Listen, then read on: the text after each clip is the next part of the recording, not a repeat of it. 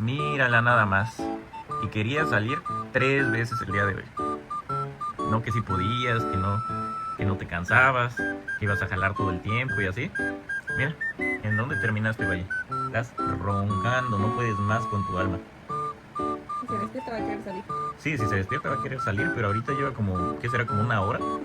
O sea, nosotros también nos dormimos, pero la niña lleva como una hora dormidota aquí en la almohada. Agarró almohada, dejó a todos en la almohada. Los otros están por allá. Aquí tenemos otra. Pero lo más chistoso es que va ahí, pero no la despierta ni un rayo ahorita. A ver si mañana quiere salir 3 veces. O lo piensas antes 2 veces.